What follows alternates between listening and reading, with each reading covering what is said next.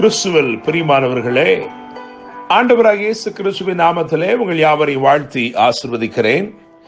இந்த நாளுக்கென்று தேவன் நமக்கு அருளியிருக்கும் ஜீவ வார்த்தை 1 ராஜாக்களின் புஸ்தகம் 18ஆம் அதிகாரம் 44வது வசனத்தில் இருக்கிறது. இதோ சமுத்திரத்தில் இருந்து ஒரு மனுஷனுடைய உள்ளங்கை அத்தனை சிறிய மேகம் எழும்புகிறது என்றான். தீர்க்கதரிசியாகிய எலியாவுடைய வேலைக்காரன் எலியாவினிடத்திலே சொன்ன வார்த்தைகளை தான் இங்கே வாசித்திருக்கிறோம். பெரிய மழையை கொண்டு வரும் ஒரு சிறிய மேகம். என்னை கேட்கிற தேவனுடைய பிள்ளைகளே, தேவன் பெரிய நன்மைகளை அற்பமான சிறிய காரியங்கள் மூலமாய் நிறைவேற்றி முடிக்கும் தேவனாக இருக்கிறார். கொக்கரிக்கும் கோலியாத்தை வீழ்த்த ஒரு கூழாங்கல் போதுமானதாய் இருந்தது.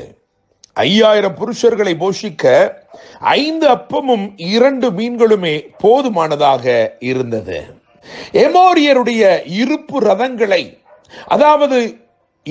ரதங்களை கொண்ட எமோரியருடைய சேனைகளை துரத்துவதற்கு தேவனுக்கு வண்டுகள் போதுமானதாக இருந்தது. இந்த நாளிலும் உங்கள் வாழ்க்கையில் தேவன் செய்ய போகும் பெரிய காரியங்களுக்கு ஒரு சிறிய அடையாளத்தை எழும்பச் செய்கிற தேவனாக இருக்கிறார்.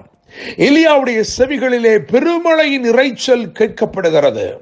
3.5 ஆண்டுகள் பஞ்சத்தினாலே வறண்டு போயிருந்த தேசம் திரும்பமாக ஒரு நன்மை பெற்றுக் கொள்ளும்படிக்கு தேவன் ஒரு பெருமழையின் இரைச்சலை எலியாவின் காதுகளிலே கேட்க பண்ணினார். கர்மேலின் சிகரத்திலே ஏறி தன் முகம் தன் முழங்காலில் பட குனிந்து தேவனை தொழுது கொண்ட மனுஷன் ஒரு பெருமழையின் இரைச்சலை கேட்கிறான். அவன் கண் விழித்து பார்க்கும் பொழுது அதற்கு அடையாளம் ஒன்றும் இல்லாமல் இருக்கிறது. வேலைக்காரனை அனுப்புகிறான். வேலைக்காரன் அவன் சென்று வந்து திரும்பமாய் அவன் சொல்லுகிறான், ஒன்றுமில்லை என்று சொல்லுகிறான். இப்படியாக 7 விசை அவன் சொல்லிவிட்டான். ஆனால் 8வது விசை அவன் போய் பார்த்துவிட்டு திரும்பி வந்து சொல்லுகிறான், ஒரு உள்ளங்கை அத்தனை மேகம் இதோ சமுத்திரத்திலிருந்து ஒரு மனுஷனுடைய உள்ளங்கை அத்தனை சிறிய மேகம் எழும்புகிறது என்றான் என்று எழுதியிருக்கிறது. என்னை கேட்கிற தேவனுடைய பிள்ளைகளே, தேவன் ஒரு பெரிய மழையை அனுப்ப சுத்தமாய் அவர் ஒரு சிறிய அடையாளத்தை எழும்ப செய்கிறார். உங்கள் வாழ்க்கையில இந்த நாளிலே தேவன் வறட்சிகளை மாற்றும்படிக்கு ஒரு பெரிய மழை அனுப்பத்தான் போகிறார். ஆனால் அதற்குரிய அடையாளம் மிகச் சிறிய ஒரு மேகமாய் இருக்க போகிறது, மிகச் சிறிய ஒரு அடையாளமாய் இருக்க போகிறது. ஆனால் சிறிய அடையாளத்தை நீங்கள் பார்க்கும் பொழுது நீங்கள் தெரிந்து கொள்ள வேண்டும், அதற்கு பின்னே ஒரு பெரிய தேவன் இருக்கிறார், ஒரு பெரிய ஆசீர்வாதமும் இருக்கிறது என்று சொல்லி. ஆயினும் இந்த பகுதிகளை வாசிக்கும் பொழுது எலியாவுடைய வாழ்க்கையிலிருந்து நான் 3 காரியங்களை உங்களுக்கு முன்பதாக அந்த நாளிலே வைக்கும்படிக்கு விரும்புகிறேன். 1 ராஜாக்களின் புஸ்தகம் 17ஆம் அதிகாரம் அதிலே 3வது வசனத்தை நீங்கள் கவனித்து பார்த்தால் அங்கே வேதம் சொல்லுகிறது, நீ ஒளித்துக் கொண்டிரு என்ற வார்த்தை அங்கு சொல்லப்பட்டிருக்கிறது.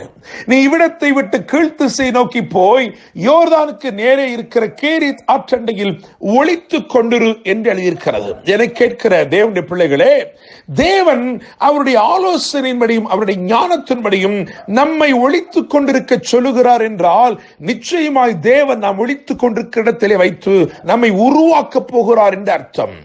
தேவன் எங்கெல்லாம் உங்களை ஒளிந்திருக்க சொல்லுகிறாரோ, மறைந்திருக்க சொல்லுகிறாரோ, அங்கெல்லாம் நீங்கள் தேவனாலே உருவாக்கப்படுகிறீர்கள்.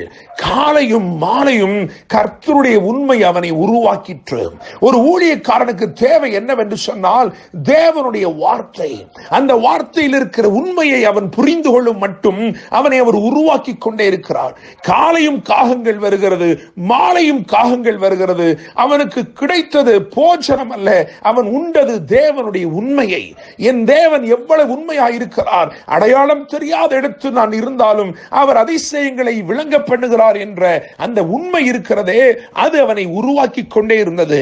இரண்டாவதாக 1 ராஜாக்கள் 17ஆம் அதிகாரம் 9வது வசனத்தை கவனிக்கும் பொழுது அங்கே சொல்லுகிறார், அங்கே போய் தங்கியிரு என்று சொல்லுகிறார். நீ எழுந்து சீதோனுக்கு அடுத்த சாரிபாத் ஊருக்கு போய் அங்கே தங்கியிரு என்று சொல்லுகிறார். என கேட்கிற தேவனுடைய பிள்ளைகளே, தேவனுடைய ஞானத்தின்படியும் ஆலோசனையின்படியும் அவர் சொல்லுகிற இடங்களில் நீ தங்கி இருப்பாய் என்று சொன்னால் நிச்சயமாய் நீ திடப்படுத்தப்படுவாய்.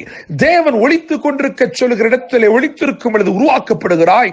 தேவன் தங்கியிருக்க சொல்லும் இடங்களிலே தேவன் உன்னை திடப்படுத்துகிறார். தேவனுடைய பிள்ளைகளே, மூன்றாவதாக 1 ராஜாக்கள் 18 அதிகாரம் 1 வசனத்திலே உன்னை காண்பி என்று சொல்லுகிறார். அநேக நாள் சென்று 3ஆம் வருஷமாகியில் கர்த்தருடைய வார்த்தை எலியாவுக்கு உண்டாகி நீ போய் ஆகாபுக்கு உன்னை காண்பி என்றார். என கேட்கிற தேவனுடைய பிள்ளைகளே, கர்த்தர் உன்னை காண்பிக்க சொல்லும் போது நீ தேவனுடைய ஞானத்தின்படியும் ஆலோசனையின்படியும் உங்களை நீங்கள் காண்பிக்கும் போது தேவன் உங்களை கனப்படுத்துகிறார். என கேட்கும் தேவனுடைய பிள்ளைகளே, நாம் உப்பாக இருக்க ஒப்பு கொடுப்போம் என்றால் நிச்சயமாய் ஒரு நாள் நம்மை தேவன் வெளிச்சமாய் ஒளியாய் தேவன் பயன்படுத்துவார்.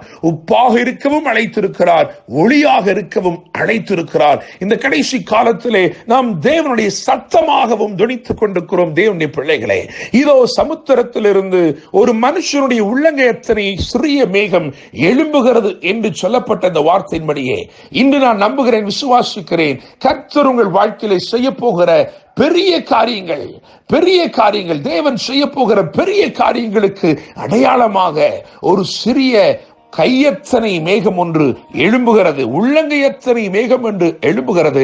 ஆனால் நீங்கள் புரிந்து கொள்ள வேண்டும், பெருமழையின் இரைச்சல் இதோ பின்னதாக வந்து கொண்டே இருக்கிறது. பூமியை நனைக்கும் மழை இதோ வந்து கொண்டே இருக்கிறது. உங்களை ஆசீர்வதிக்கும் அந்த ஆசீர்வாத மழை இதோ வந்து கொண்டே இருக்கிறது.